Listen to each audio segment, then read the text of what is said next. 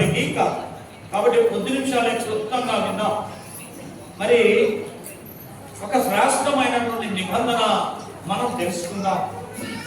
మరి మొట్టమొదట ఈ యొక్క నూతన సంవత్సరము వచ్చింది అంటేనే జనాలకు ఏమి ఆలోచన ఉంటుందయా అంటే, నూతన సంవత్సరము దేవుని ద్వారా నేను ఒక వాగ్దానమును పొందాలి అని ఉంటుంది.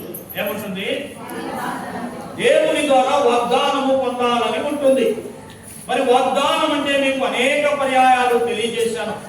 అయినా చాలా మంది కొత్త వారిలాగానే ఉంటున్నారు. ఇందాక చెప్పాను కదా, మీరు దేవుని వాక్యములో అనేకులకు బోధించవలసిన వారై ఉండగా మరలా మూల పాఠాలు మీకు చెప్పవలసి వచ్చినది. ఏ పాఠాలు చెప్పాల్సి వచ్చిందన్న?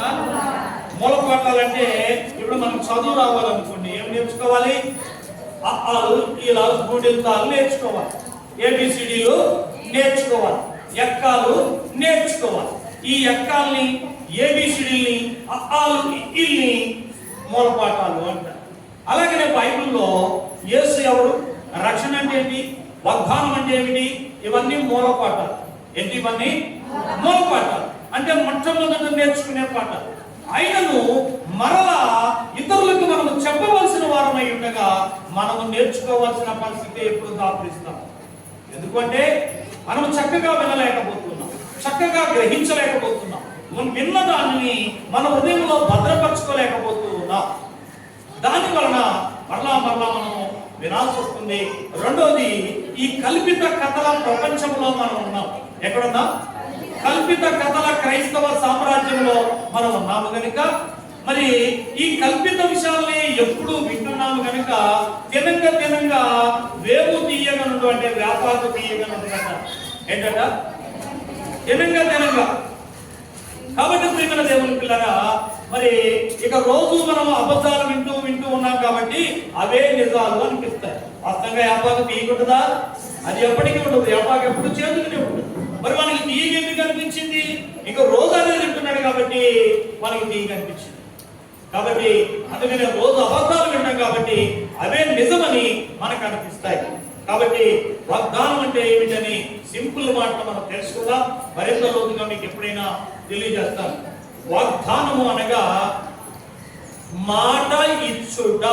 ఏంటి వాగ్దానం అంటే? దీనినే ప్రామిస్ అంటాము ఇంగ్లీష్ లో. ఏమంటాము?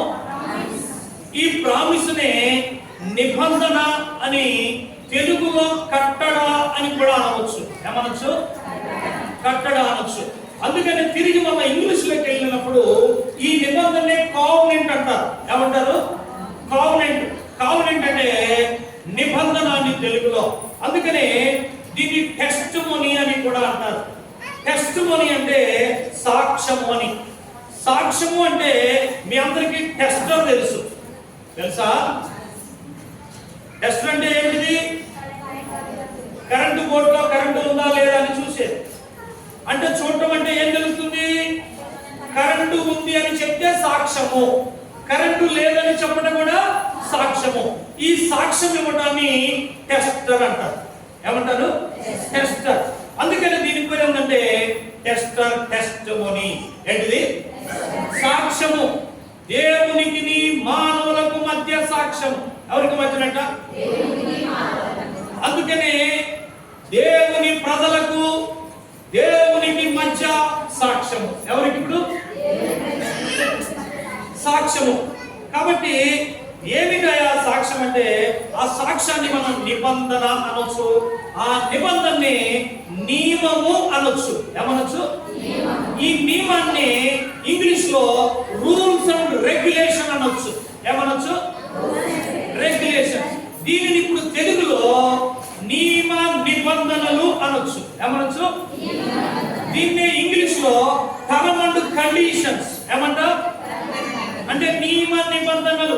అందుకనే మనం సెల్ తీసుకున్నా, బ్యాంకులో లోన్ తీసుకున్నా, కార్ తీసుకున్నా టర్మ్స్ అండ్ కండిషన్స్ వర్తిస్తాయి లేదా షరతులు వర్తిస్తాయి అని చెప్తాడు.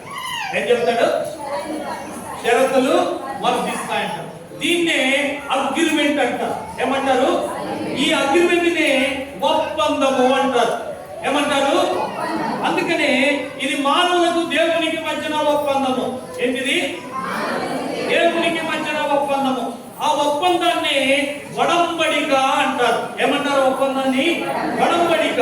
వడంబడిక అంటే అర్థం ఏంటంటే ఇద్దరు వ్యక్తుల మధ్యన గాని, ఇద్దరు రెండు సమూహముల మధ్యన గాని, లేకపోతే కొందరు సమూహము మధ్యన గాని, వేరు వేరు వ్యక్తుల మధ్యన గాని జరిగేటటువంటి ఒక ఒప్పందాన్ని మనము వడంబడిక అంటాం. కాబట్టి ఇక్కడ దేవుని ప్రజలకు జరిగే వడంబడికనే ఒప్పందము. ఆ ఒప్పందమే కావనెంట్ లేదా నిబంధన అని అంటూ ఉన్నాం. ఏమంటున్నా? అందుకనే దేవునితో ఒక ఒప్పందము చేస్తాడు. ఎవరితో? లేదా దేవుడు మానవులతో ఒప్పందం చేయటం. ఏంటి? ఇప్పుడు నేనున్నాను,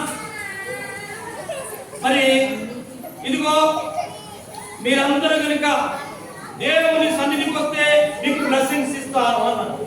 మీరెవరూ రాలేదు. ఇప్పుడు ఇస్తాననే అర్థము, పోనీ మీరు ఒక 1,00,000 రూపాయలకు భూమి కొన్నారు, ఒక గుంట లేదా ఒక గజము. 1,00,000 రూపాయల గజం కొన్నానని మీరు రాసుకున్నారు. 1,00,000 రూపాయలు పైసలు ఇస్తే ఇస్తారా? పైసలు ఇవ్వని ఇస్తాడు. ఇక్కడ నిబంధన ఏంటిది? ఇక్కడ ఒప్పందం ఏంటిది? ఇక్కడ వడంబడిక ఏంటిది? ఇక్కడ అగ్రిమెంట్ ఏంటిది? ఇక్కడ ప్రమాణం ఏంటిది? నువ్వు పైసలు ఇస్తే నేను భూమి ఇస్తాను. నేను పైసలు లేదు, నువ్వు భూమి ఇస్తావా? నువ్వు పైసలు లేదు, భూమి ఇస్తావా? దీన్ని నిబంధన అంటారు.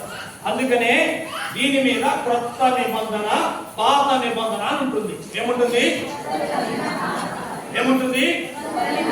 పాత నిబంధన ఉంటుంది. కాబట్టి మరి ఈ క్రొత్త నిబంధన క్రైస్తవులతో చేయబడినది. ఎవరితో చేయబడింది?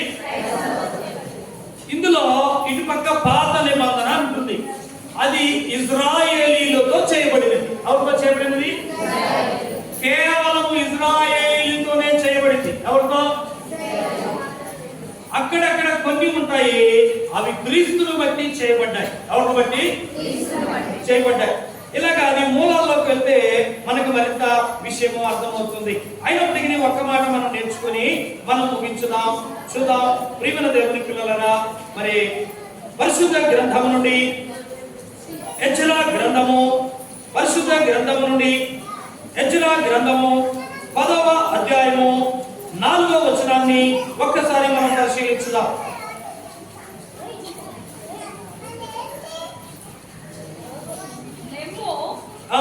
ఈ పని నీ ఆధీనంలో ఉన్నది.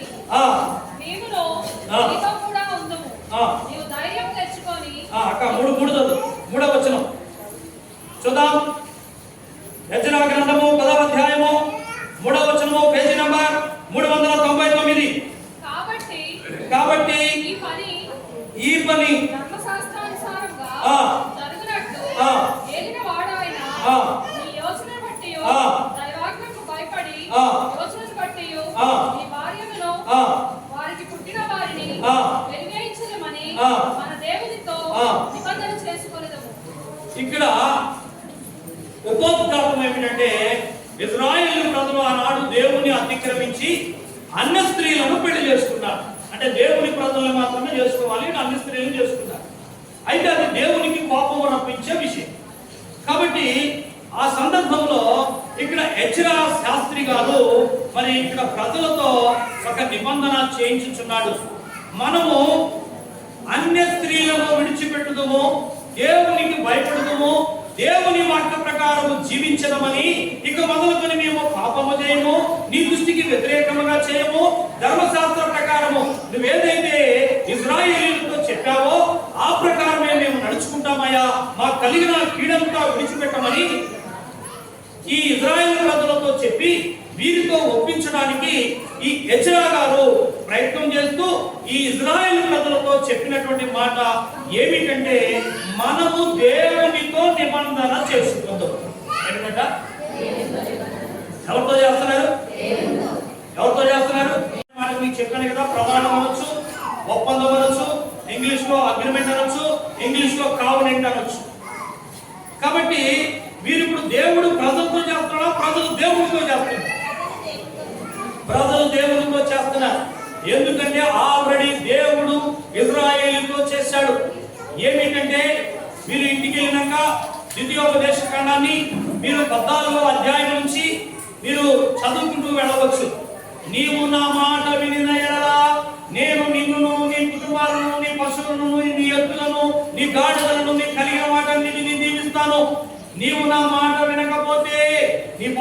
నీ ఎద్దులు, నీ దిక్కుటెద్దులు, నీవు ఊరిలో శపించబడతావు, ఇంట్లో శపించబడతావు, బయట శపించబడతావు అని నువ్వు నా మాట వింటే ఇంటిలో దీవించబడతావు, బయట దీవించబడతావు, సెలకలో దీవించబడతావు, నీ పనుల్లో దీవించబడతావు, నీ ఎద్దు, నీ పశువులు, నీ గొర్రెలు, నీ మందలు దీవించబడదని చెప్పాడు.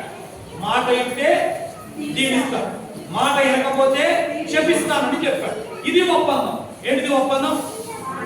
వింటే దీవిస్తా, వినకపోతే శపిస్తా. బాగా గుర్తుపెట్టుకోవాలి. వింటే దీవిస్తాడు, వినకపోతే శపిస్తాడు. అయితే వీరేమన్నారంటే, ఓకేనయ్యా నీ మాట మేము ఒప్పుకుంటున్నాం, అలాగనే చేస్తామని చెప్పారు. ఏం చెప్పారు ప్రజలు? మీరు చెప్పినట్టే చేస్తాము ప్రభువా, నీ మాట వింటాము, మమ్మల్ని అయితే దీవించు, మేము నీ మాట ప్రకారము చేస్తామని. మరి ఇప్పుడు వీళ్ళిద్దరికి మధ్యన ఒప్పందం జరిగిందా లేదా? దేవునికి ప్రజలకు మధ్య ఒప్పందం జరిగింది కదా. కాబట్టి ఈ ఇశ్రాయేలు ప్రజలు ఏం చేశారంటే ధర్మశాస్త్రాన్ని మీరారు, అంటే దేవుడు ఇచ్చిన నిబంధనలు మీరారు. ఇప్పుడు ఆ మాటలు ఇక్కడ ఎజ్రా గారు ఇశ్రాయేలు ప్రజలతో తెలియజేస్తూ, ఇదిగో మనము దేవునితో నిబంధన చేసుకుందాం. ఏమనంటే ధర్మశాస్త్రమును అనుసరించి నడుచుకుందామని. ఏమనంట? మనము దేవునితో నిబంధన చేసుకుందాము. ఏంటంట? ఇప్పుడు ఒక్కొక్కసారి ఇప్పుడు మనం భూమి కొన్నాం, 1,00,000 రూపాయలకి ఒక గుంట భూమి కొన్నాం. గుంట భూమి ఇస్తాను అన్నాడు, 1,00,000 ఇస్తే 1,00,000కి గుంట భూమి కొన్నాం. మనకి 2 నెలల్లో పైసలు కట్టాలి, 2 నెలల్లో పైసలు మనకి అందలేదు. ఇప్పుడు ఏం చేయాలి? మళ్ళా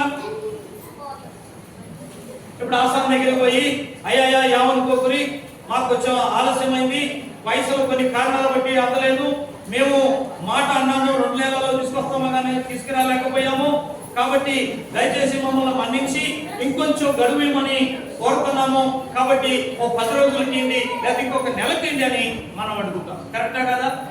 దీనిని ఒప్పందము అంటారు. మరలా తిరిగి ఏమంటారు? దీన్ని మరొక నిబంధన అంటారు. ఏమంటారు? అతని నిబంధన చేయడు, ఇప్పుడు వీళ్ళు పోయి చేసుకోవాలి. ఎవరు పోయి చేయాలి?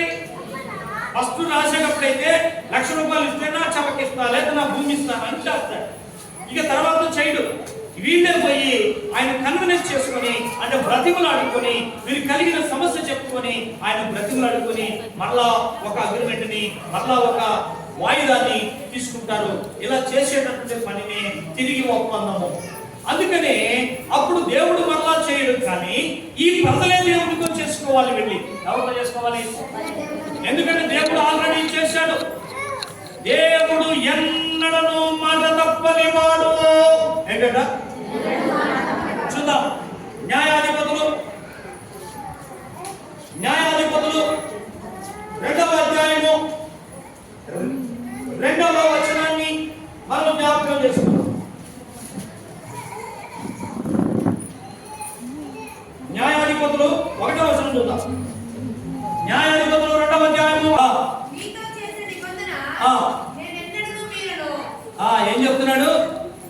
నేను మీతో చేసిన నిబంధన. ఇశ్రాయేలుని నడిపించేటప్పుడు మోషే ద్వారా ఇచ్చినటువంటి నియమాన్ని, లేదా నిబంధనను, లేదా ప్రమాణములను, లేదా కట్టడలను, లేదా నియమ నిబంధనలను నేను ఎన్నడను మీరను. ఏమన్నాడు? మీరను అంటే అతిక్రమించను. నేను ఏం చెప్పానో అది చేస్తాను. మీరు నా మాట వింటే దీవిస్తాను, మీరు నా మాట వినకపోతే శపిస్తానని చెప్పాను. నేనైతే మాట నేను. ఇప్పుడు ఈ యొక్క ఇశ్రాయేలు ప్రజలు ఏం చేశారో మరొకసారి అక్కడ ఎజ్రా గ్రంథంలో ఎజ్రా గారు వారి తరపున ఏం చెప్తూ ఉన్నాడో చూద్దాం. ఆ 3వ వచనం 2వ వచనం చూడక,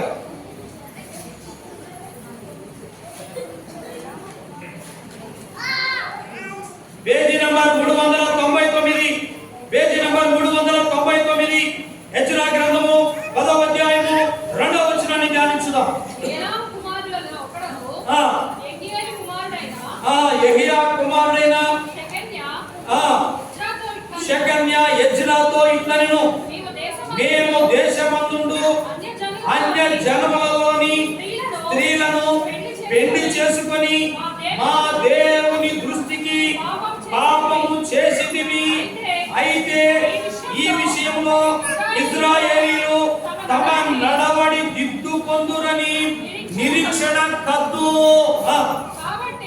కాబట్టి పని ధర్మశాస్త్రానుసారముగా జరుగునట్లు ఏలిన వాడవైన నీ యోచనను బట్టి దైవాజ్ఞకు భయపడు వారి యోచన బట్టి ఈ భార్యలను వారికి పుట్టిన వారిని వెలివేయుమని చెప్పి మన దేవునితో నిబంధన చేసుకుందుము. ఏమంటున్నాడు? మేము దేవుని వాక్యానికి భయపడకుండా, దేవుడు చెప్పింది చెయ్యకుండా అన్ని జనులను చేసుకోవద్దని చెప్పినప్పుడు అన్ని జనులు చేసుకొని మేము దేవుని వాక్యానికి వ్యతిరేకంగా నడుచుకున్నాము కాబట్టి ఇది మాకు పాపము. కాబట్టి మేము ఈ పాపమును విడిచిపెడతాము, తిరిగి మా తప్పులు దిద్దుకుంటాము.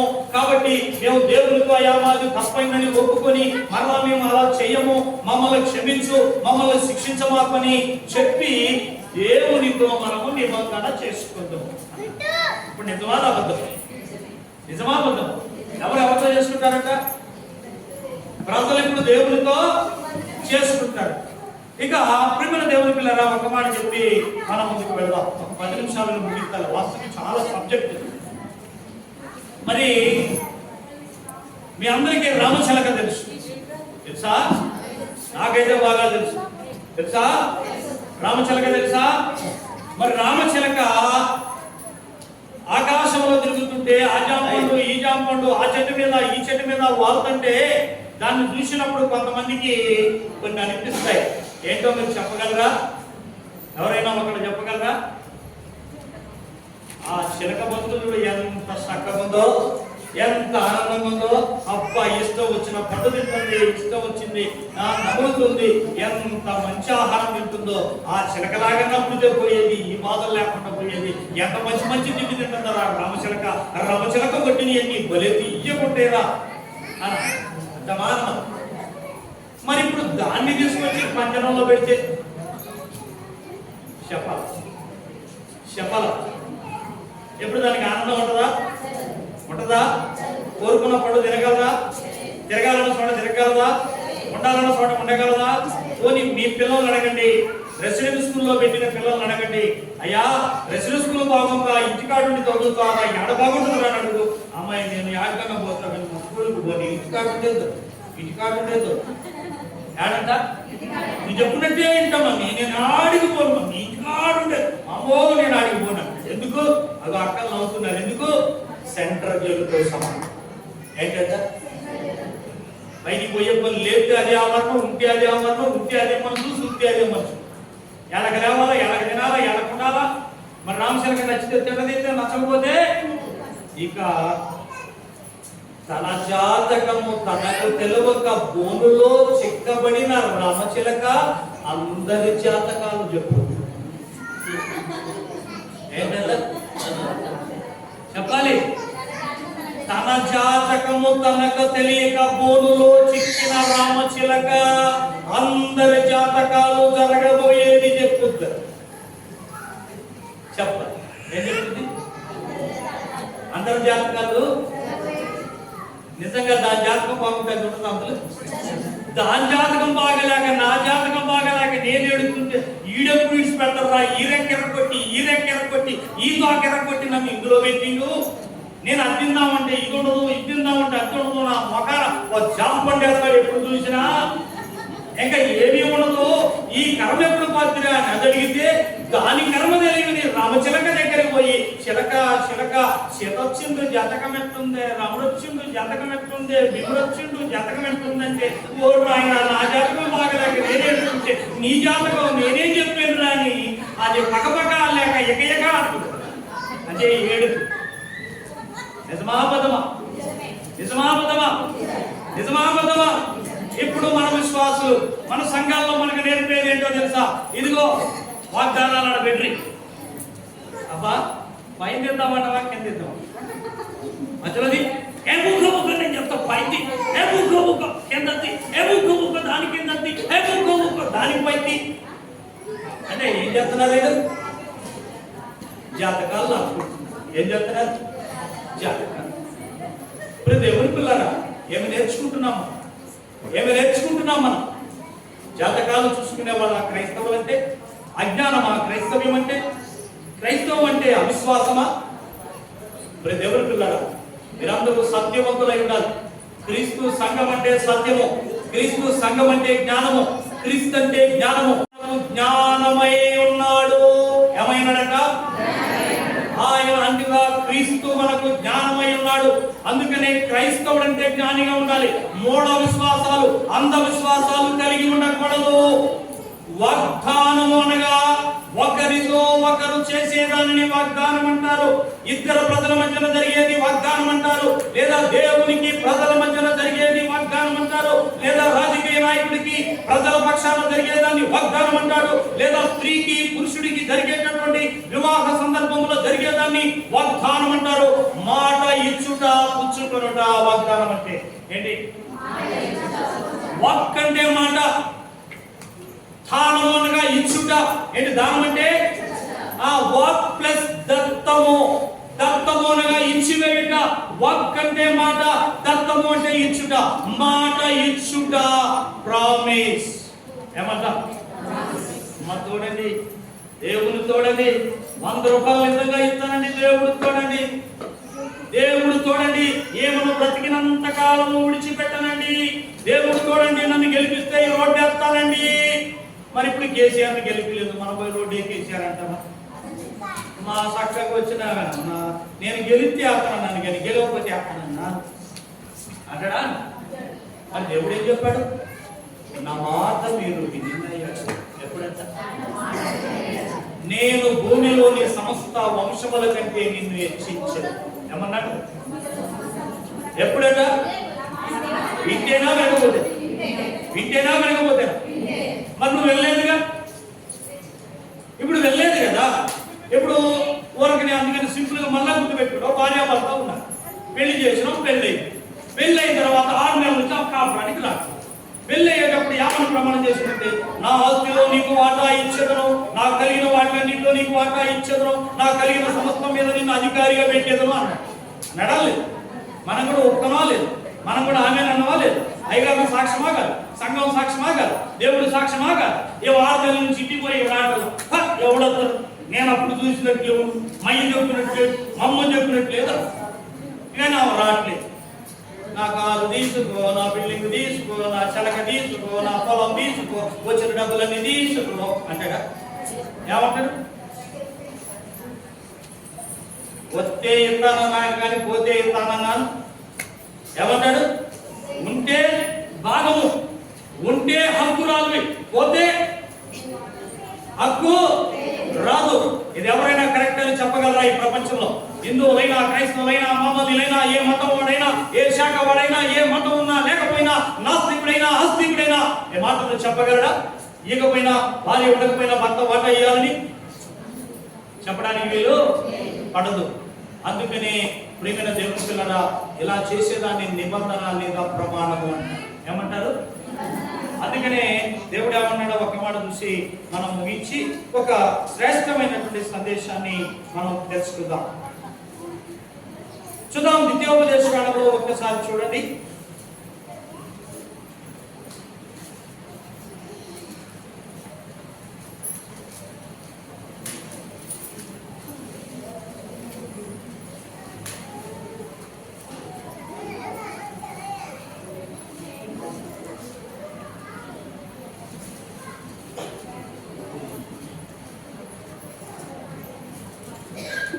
సరే, 28వ అధ్యాయం చూద్దాం ఒకసారి.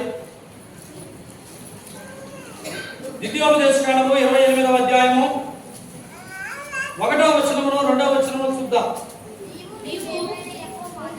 నీవు నీ దేవుడైన యెహోవా మాట శ్రద్ధగా విని నేడు నేను నీకు ఆజ్ఞాపించుచున్న ఆయన ఆజ్ఞలన్నిటినీ అన్నిటినా కొన్నిటినా అనుసరించి నడుచుకుని ఎడల నీ దేవుడైన యెహోవా భూమి మీద ఉన్న సమస్త జనముల కంటే నిన్ను హెచ్చించును. నీవు నీ దేవుడైన యెహోవా మాట వినని ఎడల, వినిన ఎడల ఈ దీవెనలన్నీ నీ మీదికి వచ్చి ప్రాప్తించును. 15వ వచనం చూడు. నేను నేడు నీకు ఆజ్ఞాపించు ఆయన సమస్తమైన ఆజ్ఞలను కట్టడలను నీవు అనుసరించి నడుచుకొనవలెనని నీ దేవుడైన యెహోవా సెలవిచ్చిన మాట వినని ఎడల ఈ శాపములన్నీ నీ మీదికి నీకు సంభవించును. పట్టణంలో శపించబడదు, పొలములో శపించబడదు. నీ గంబయు నీ పిండి పిసుకు తొట్టెయు శపించబడును. ఏం చెప్పాడు? నా మాట వింటే పొలంలో దీవించబడతావు, పట్టణంలో దీవించబడతావు, నీ గర్భఫలం దీవించబడుతుంది, నీ పిండి పిసుకు తొట్టె దీవించబడుతుంది అని చెప్పాడు. మరి వినకపోతే శపించబడతావు అని చెప్పాడు. ఏం చెప్పాడు? మరి అంటే దీవెన ఇంటే ఇస్తున్నాడా, 80 ఇస్తున్నాడు? మరి చాలా మంది చూడండి సంవత్సరానికి కూడా తీసుకుంటారు. ఏం చేస్తారు? వాళ్ళు ఏం చేయరు, సంవత్సరానికి మాత్రం వస్తారు. ఎప్పుడు వస్తారు? వేరే అనుకోకండి, మీ జ్ఞానం రావాలి. ఏం రావాలి? మీ పిల్లలు మీ మాటలు లేదనుకో, గద్దిస్తారా? గద్దించు. తప్పు చేసినప్పుడు తప్పని చెప్తారా? చెప్పారు. పోతే పని అనుకుంటారా? పోతే పని ఎవరు అనుకుంటారు తెలుసా? సరుకులు అనుకుంటారు. ఎవరు అనుకుంటారు? వాడు అంటే పోవాలా కాబట్టి వాడికి ఏం చెప్పదు. ఏంటంట? అదే కన్నతల్లి అయితే ఏం చేస్తుంది తెలుసా? నా బిడ్డ సక్రమంగా నడవాలి, సన్మార్గం నడవాలి, ఎట్టయినా తప్పు దిద్దుకోవాలి, ఎట్టయినా బాగుపడాలని చెప్తున్నాడు. అందుకనే సత్యవంతుడైన సేవకుడు, నిజంగా సంఘము యొక్క క్షేమము కోరు ప్రతి సేవకుడు తమ పిల్లలకు, సంఘానికి సత్యమును మాత్రమే బోధిస్తాడు. ప్రేమ దేవుని పిల్ల. అందుకనే ఇక్కడ నేను నా మాట వింటే జీవిస్తాను అని చెప్పాడు. నా మాట వినకపోతే శపిస్తానని చెప్పాడు. ఏం చెప్పాడు? వింటే వినకపోతే శపిస్తానని చెప్పాడు. మరి ఇప్పుడు చాలా మంది చూడండి, ఇప్పుడు మనకారు కావాలంటే చూడొచ్చు. ఇక్కడ పైన ఏముందో తెలుసా? నీ మీద కోపపడిన వారు సిగ్గుపడి విస్మయం పొందుదురు అన్నాడు. ఇక్కడ భూకిరీడ ఏముంది? నీ భోజనపు బల్ల చుట్టూ నీ పిల్లలు ఒలివ మొక్క వలె ఉందురు. వాగ్దానము అంటే ఏంటంటే మాట ఇవ్వటం. ఏమనుకున్నా? మాట ఎవరికైనా ఎవరైనా ఊరికినే మాట ఇస్తారా? ఇస్తారా? నేను నిన్ను పెళ్లి చేసుకోను కానీ నీ ఆశలో నాకు మాట ఇయ్యి అంటే ఇస్తారా? ఎందుకు ఇవ్వరు? పెళ్ళంటే ప్రమాణం. ఏంటి పెళ్ళంటే? పెళ్ళంటే మాట ఇచ్చుట. ఏంటి పెళ్ళంటే? అందుకనే మనం అప్పుడప్పుడు అంటారు, భాష చేసుకున్నారు, ఊసులు ఎన్నో చెప్పుకున్నారు. భాష అంటే ప్రమాణం. ఏంటి భాష అంటే? ఊసు అంటే మాటలు, మాట ఇచ్చుట. కాబట్టి మాట ఇస్తేనే ప్రమాణం అవుతుంది. మాట ఇవ్వకుండా ఇచ్చేదాన్ని దానము అంటారు. ఏమంటారు? దానం. అందుకనే దానము ఎవరు? దానము వేరు, నిబంధన వేరు. కాబట్టి ప్రేమ దేవుని పిల్లరా, ఇప్పుడు ఇక్కడ మీరు చూసిన విషయంలో పైన ఒక మాటని మరొకసారి మీరు జ్ఞాపకం చేసుకొని మనం ముగించుదాం.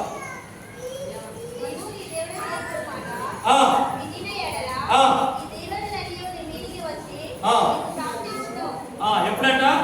వినిన ఎడల దీవెనలు నీ మీదికి వస్తాయి అని చెప్పాడు. ఏం చెప్పాడు? అవి చెప్పి మిగతా దీవెనలన్నీ వాళ్ళకి చెప్పాడు. పొలంలో దీవించబడదు, ఇంట్లో దీవించబడదు, బయట దీవించబడదు అని. కాబట్టి ప్రియమైన దేవుని పిల్లరా, ఇదిగో ఇక్కడ చూడండి, ఆయన నిన్ను ప్రేమించి నిన్ను ఆశీర్వదించును అని ఉన్నది. ఏమన్నది? నిన్ను ప్రేమించును, నిన్ను ఆశీర్వదించును. కానీ దేవుడు ఎప్పుడు ప్రేమిస్తానన్నాడు? నా మాట వింటే ప్రేమిస్తా, నా మాట వింటే దీవిస్తానని చెప్పాడు. అన్న లోపలికి రండి, కూర్చొని దయచేసి అటు ఇటు తిరగకూడదు. నా మాట వింటే దీవిస్తా. మరి మాట వినలేదు, ఎలా దీవిస్తాడు? అందుకనే 90 మంది ఈ లాటరీ టైపు, ఈ కింద తీయాలా, ఈ మధ్యలో తీయాలా, ఈ పైన తీయాలా, అభ్యర్థి వద్దు 3వ తీయాలా, అభ్యర్థి వద్దు 4వ తీయాలా, ఇలా చిలక పస్తి, చిలక జోస్యం అంటారు. ఏమంటారు? కాబట్టి దీనిలో 2 విషయాలు ఉండవు. ఏమన్నావు? ఒక విషయాన్ని ప్రమాణము చేయాలన్నా, మాట ఇవ్వాలన్నా ఇద్దరి మధ్యన జరగాలి. 2 గ్రూపుల మధ్యన కానీ, 2 మనుషుల మధ్యన కానీ, ఒక వ్యక్తి ఇంకొక గ్రూపు మధ్యన కానీ, లేదా ఒక స్త్రీ పురుషుల మధ్యన కానీ జరిగేదాన్ని మాత్రమే నిబంధన అంటారు, లేదా ప్రమాణము అంటారు. ఏమంటారు? నిబంధన లేదా ప్రమాణం. అలా జరిగింది నిబంధన కాదు, అలా జరిగింది ప్రమాణము కాదు, దానికి సంబంధము లేదు. కాబట్టి అందుకనే మనం సిరక్కాడికి పోయి ఒక లాటరీ తీసుకొచ్చిన వచ్చిన తర్వాత వచ్చింది, ఇదిగో నీకు త్వరలో పెళ్లి కాబోతుంది అని. ఆల్రెడీ ఆవిడ పెళ్లి. చూడండి, అలాగే ఉంటాయి. ఇదిగో నీకు త్వరలో సంతానం కలగబోతుంది అక్కడ, వాడు పెళ్లి కాదు. కాబట్టి ప్రేమ దేవుని పిల్లగా, అందుకని మీరు అజ్ఞానులై ఉండకూడదు. ఏమై ఉండకూడదు? మనము దేవునితో నిబంధన చేసుకోవాలి. ఎవరితో చేసుకోవాలి? ఆల్రెడీ దేవుడు నిబంధన చేశాడు. ఏం చేశాడు? ఆల్రెడీ దేవుడు నిబంధన చేశాడు.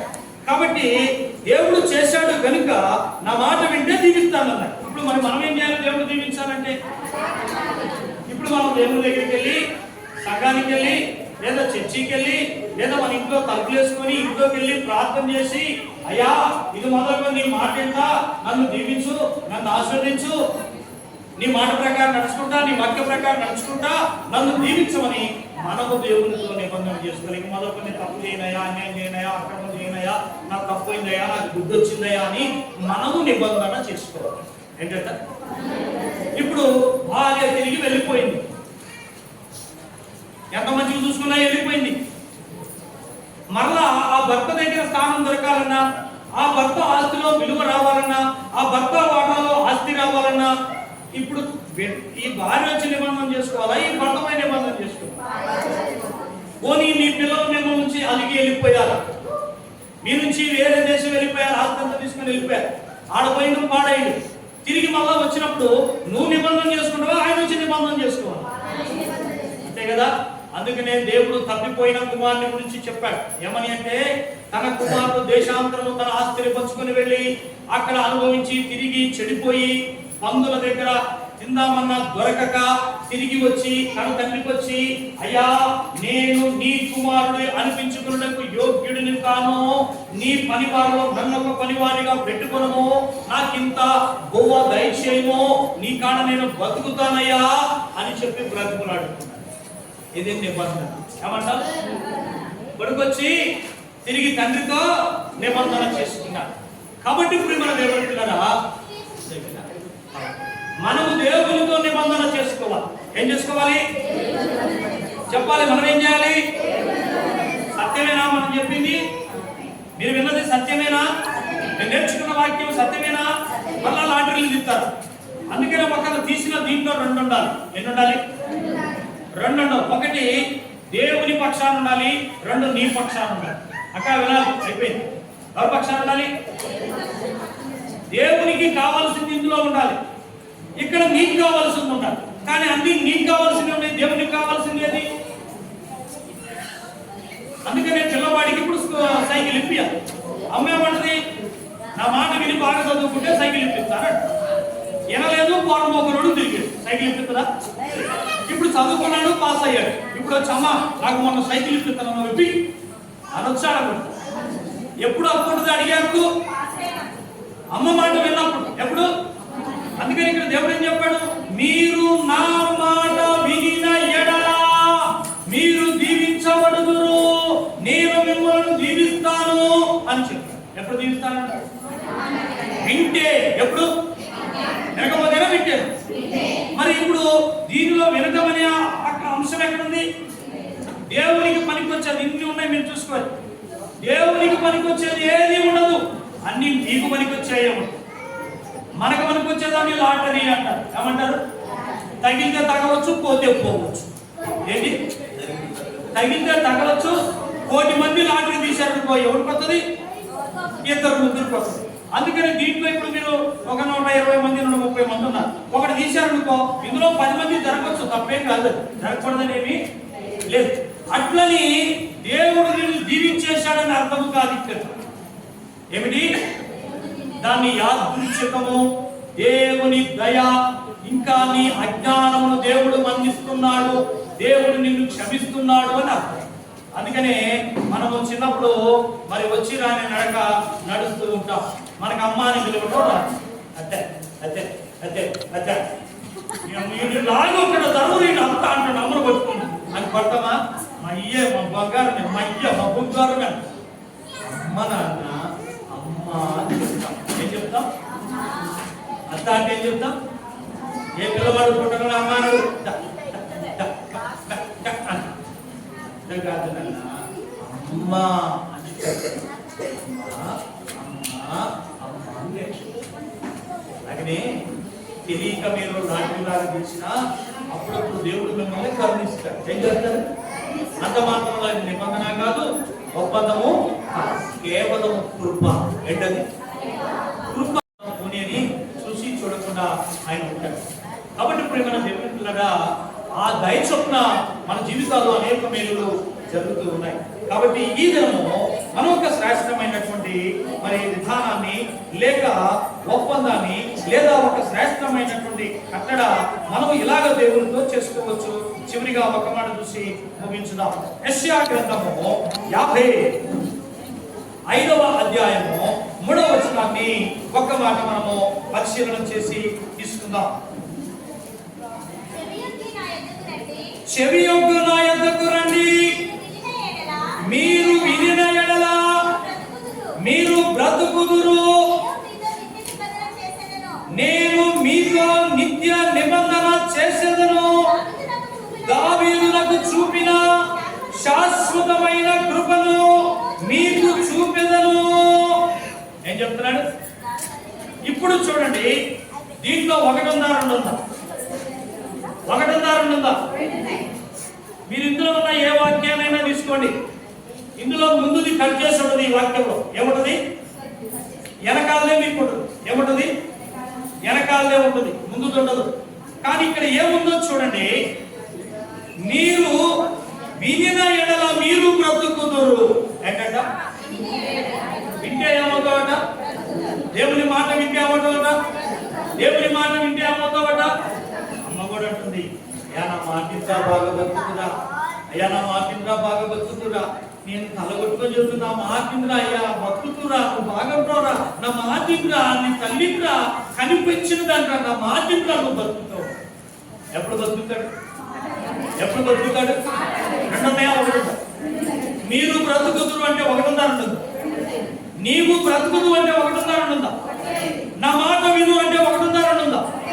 కానీ నా మాట విని బ్రతుకుదు అంటే నువ్వు నా మాట వినాలి, నీకు బ్రతుకు కావాలి, నువ్వు నా మాట వినడం కావాలి. రెండున్నాయా? ఒకటి ఉందా? అటుపక్షం నుంచి మాట వినాలి, ఇటుపక్క నుంచి బ్రతుకు కావాలి. ఈ రెండు ఉన్నదాన్ని నిబంధన అంటారు.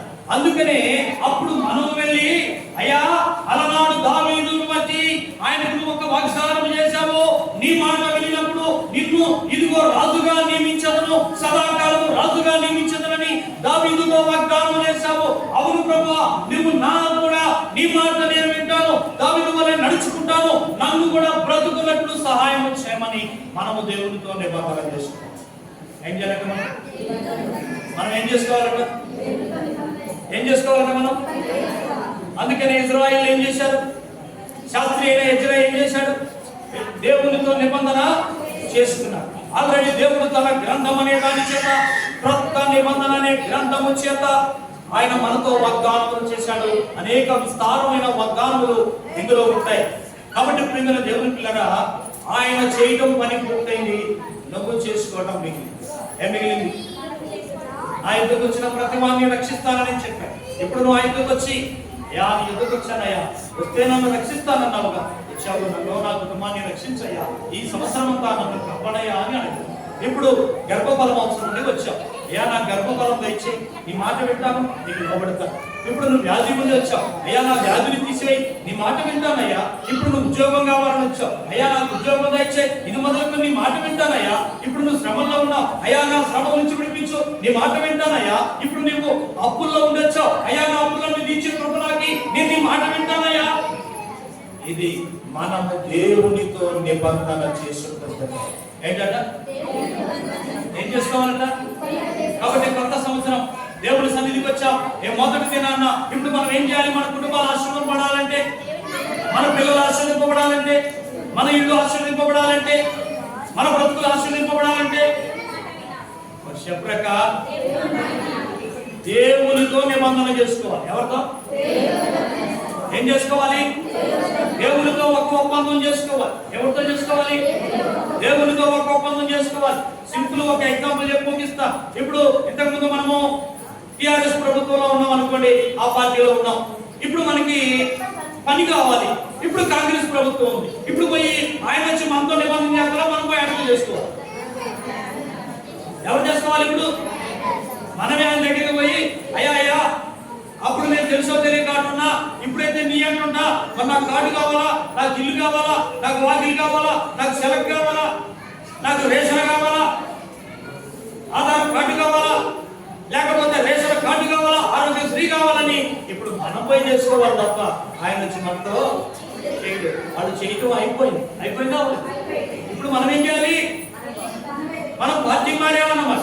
ఏమన్నా? అందుకనే లోకంలో ఉన్న మనం, లోకం అనే స్నేహం చేసిన మనం దేవునితో స్నేహాన్ని ఇప్పుడు చేయాలి. ఎవరితో స్నేహం చేయాలి? అప్పుడు లోకంతో స్నేహం చేశాం, ఇప్పుడు నీతో చేస్తామయ్యా. నేను తెలుసో తెలియక తప్పు చేశా, ఈ సంవత్సరం నన్ను దీవించు, నేను నీ మాట వింటానయ్యా, నేను నిన్ను సేవిస్తానయ్యా, నిన్ను వేడుకుంటానయ్యా, నీవు చెప్పిన మాట ప్రకారం నడుచుకుంటానయ్యా, నీ మాట వింటానయ్యా. దావీదును దీవించావు కదా, దావీదుతో చేసిన మాట నెరవేర్చావు కదా, నువ్వు ఎన్నడూ అబద్ధం ఆడనివాడవు కదా, నా ఎదుకు వచ్చిన వారందరినీ కాపాడుతానన్నావుగా, నా మాట విన్న వారందరినీ కాపాడుతానన్నావుగా, నేను కూడా నీ మాట వింటానయ్యా, నన్ను బ్రతికించయ్యా, నన్ను బ్రతికించయ్యా, నన్ను బ్రతికించయ్యా అన్నాడు. కానీ ఇది మనం దేవుడితో నిబంధన చేసుకున్నాం. ఏం చేయాలి? కొత్త సంవత్సరం నిజంగా నీ బ్రతుకులో మరింత మేలులు, మరింత ఆశీర్వాదాలు కావాలంటే నువ్వేం చేయాలి? చెప్పాలి అందరూ. అలా ఎవరి మీరు లాటరీ తీసుకునే ఉండకూడదు.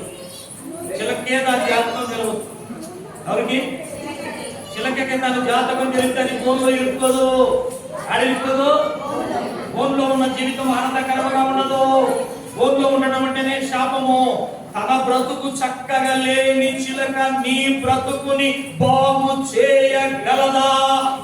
ఆలోచించాలి కదా. దాని బతుకు బాగలేక అది బస్ స్టాండ్ లో పడి ఏడుతుంది, నడబడేస్తుంది. బస్ స్టాండ్ దగ్గర కాపలా కాస్తుంది. ఎవడో 10 రూపాయలు ఇస్తే ఆడొక జాంకాయ కొన్నా, మొఖాలు పెడితే 4 ఇట్లు తిందామని చూస్తుంది. ఇంకేం చేస్తాం? ఏడుపు మొహం పెట్టుకుని అదన్నా తిందాం అని బస్ స్టాండ్ కాడ కాపలా కాదు. మరి మనం ఏం చేస్తా ఉన్నాం? చిలకల్లాగా పోయి కింద పస్తీలు ఇద్దామా, పై పస్తీలు చేద్దామా, ఇది తీద్దామా, అది తీద్దామా, తుచ్ ఇది కాదు, తుచ్ అది కాదు, ఏ ముక్క ఇది కాదు, ఏ ముక్క అది కాదు. అబ్బో, నీ పంట బహుగా దీవించబడును, నీ పైరు నేను దీవిస్తాను. ఆయనకు పైరే ఉండదు. ఎవడు దానికి? ఆయనకి కలపడు. ఎవడదు? యజమాపదం. మీరు తీసిన వాళ్ళనే 100 మందిని అడగండి, 1000 మందిని అడగండి, అందులో ఉన్నాయి ఉండవు. కానీ కొంతమంది చెప్తారు, పోయిన సంవత్సరం నాకు వాగ్దానం వచ్చింది, నెరవేరింది. దాన్ని చెప్పాను కదా. అమ్మేం చేస్తుంది? తిక్కరోడు ఆడు పిల్లగాడు, ఆడికి ఏం జరుగుతుంది? పోయి ఈ రాదు ఏముంది, అందరికి ఇచ్చింది అంటూ వాడు ఈ రాదు. ఆ పెద్దోడికి ఎట్లా ఇచ్చిన ఆడికి ఏం చేస్తాం? ఏమన్నది? మరి ఏం చేస్తాం? ఆడు మన పిల్లగాడేగా, ఏం చేస్తాం? ఆడికి కూడా అయ్యా ఏం చేస్తాం? మీరు ఆడు ఎప్పుడొకప్పుడు మారుతాంలే ఏంటంట. అందుకనే అప్పుడప్పుడు దయ చూపుతాడు దేవుడు. ఏం చేస్తాడు? ఏది? ఈ శిలక దోషులు ఎవరి మీద అప్పుడప్పుడు దయ చూపుతాడు, కానీ అందరి మీద చూపడు. ఎందుకో తెలుసా? ప్రేమల దేవుడుకున్నారు, మారాలి, సత్యాన్ని తెలుసుకోవాలి. అందుకని మీ జీవితం మొక్కలతో చక్కగా ఉండాలి, సత్యాల్లో ఉండాలి. క్రీస్తు సత్యవంతుడు, ఆయన మార్గంలో సత్యవంతుడు. ఆయన ఎన్నడలో మాట తప్పలేవాడు. ఏంటంట? ఇప్పుడు దీంట్లో నీ భూమి ఫలించడం ఒక భూమి లేదు, మళ్ళీ ఆయన పరిస్థితి అంటే ఇప్పుడు ఆయన అబద్ధం కూడా చేశారు కదా. నేను ఇలా చెప్పాలంటే చాలా ఉంది, ఎందుకంటే చాలా సమయం అయింది కనుక మరి ముగిస్తా ఉన్నాను. కాబట్టి మనందరం కూడా దేవునితో నిబంధన చేసుకున్నాం. ఏం చేద్దాం? ఇప్పుడు మీకు ఒకరిని ఆలోచించండి. దీంట్లో గర్భపాతం లేని వారు వచ్చారు. ఇప్పుడు వాళ్ళకి ఏం కావాలి? ఇప్పుడు అప్పులు ఉన్న వారు వచ్చారు. ఏం కావాలి వారికి? ఇప్పుడు 15 సంవత్సరాలు ఉన్న వాళ్ళు వచ్చారు. వాళ్ళకి ఏం కావాలి? ఇప్పుడు నిన్ను ఎత్తుకుంటాను అని వచ్చారు. మరి మనం ఏం చెప్పు? మనం పెద్ద ఎత్తిని నిన్ను ఎత్తుకున్న వాడు నేనే అన్నాడు. ఇప్పుడు మనకి ఎత్తుకుని చేసాము. ఇప్పుడు నాన్న మనల్ని ఎత్తుకుని అనుకో, ఎత్తుకొని ఆటాడితే మనకు అవసరమా? ఎత్తుకొని ఆటాడితే అవసరమా? ఊళ్ళో వదిలిపెడితే అవసరం. నాన్న ఊళ్ళో వదిలిపెడితే మళ్ళా తుపాకి కూడా దొరకం. ఎత్తుకొని ఆటాడితే మయ్య ఎప్పుడు నన్ను ఇంట్లో కూర్చున్నా, బయటికి పోనీ మయ్య ప్రశ్నాడు, మయ్య మంచోడు కాదు, మయ్య నన్ను జైల్లో పెడతాడు. మరి చిన్నప్పుడు ఎత్తుకుంటే మయ్యతో మంచోడు, చిన్నప్పుడు ఎత్తుకుంటే వదిలిపెట్టే క్యార్ అంటాడు. ఏమంటాడు? మరి పెద్దప్పుడు ఎత్తుకుంటే మయ్యనంగా ఆడి ఓడరు, జైల్లో కూర్చున్నట్టు ఇంట్లో కూర్చుంటాడు. ఇక ఆడపిల్ల కంటే అద్భుతంగా ఎప్పుడు ఇంట్లో కూర్చుంటారు. మయ్య ఇంట్లో కూర్చుంటారు. మన అందుకని ఎల్లప్పుడు ఎందుకున్న అవసరము కాదు. అందుకనే ఒక్కొక్క మనిషికి ఒక్కొక్క అవసరం ఉంటుంది. అందుకనే ప్రభు అన్నాడు, మీరు నా మాట వింటే మిమ్మల్ని నేను బ్రతికిస్తాను. నీ అప్పుల్లో బ్రతికించాలా, కష్టాల్లో బ్రతికించాలా, కన్నీళ్ళలో బ్రతికించాలా, నీ సమస్యల నుంచి నేను విడుదల దయచేయాలా. ఇక్కడ మా మాట వినాలి. ఏం చేయాలంట? ఏం చేయాలంట? మరి అడుగుదామా? నీ అప్పైనా, నీ సమస్య అయినా, నీ ఆర్థిక ఇబ్బంది అయినా, నీ ఇరుకైనా ఇబ్బంది అయినా 10 నిమిషాలు మనందరం ప్రార్థించుదాం. దయచేసి 10 నిమిషాలు మనందరం కూడా ప్రార్థించుదాం. దేవుడు